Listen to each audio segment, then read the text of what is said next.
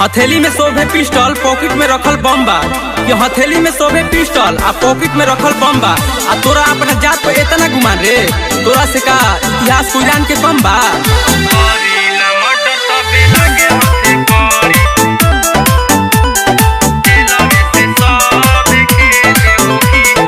जिला के सेरे महीना केहू से डरी, करीला मर्डर तबे लागे हथे करी। सुन तोरा माइका, जिला के सेरे महीना केहू से डरी, करीला मर्डर तबे लागे हथे करी। अब नया नया गुंडन से मेले होखी, हमें हई कोई रन ना झमेले होखी। अबे जेलवे से सब खेले होखी,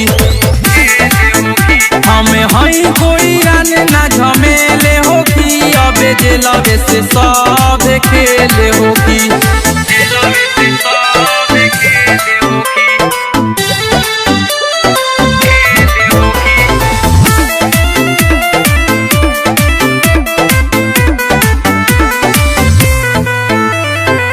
जाई के से बदली ना पाका, फोन में से करते रहें धमाका। हई कोई राने कहाई, थाना पुलिस के अंगूरी पर नचाई।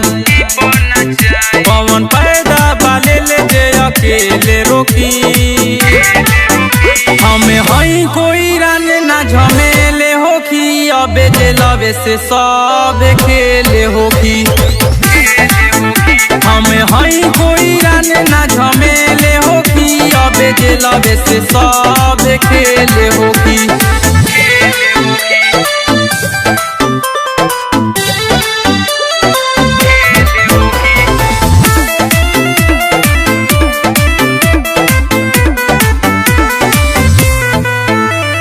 सत्यम शिव मेरी सुमरे आके कांड बा, जाने ला लोगवा की नमवे बरांड बा। सुल्तान ने सचिन रखे कमर में काटा, गोली बंदूक से जुड़ल बनाता। नहीं छोड़ केहू के माथा फेले होखी,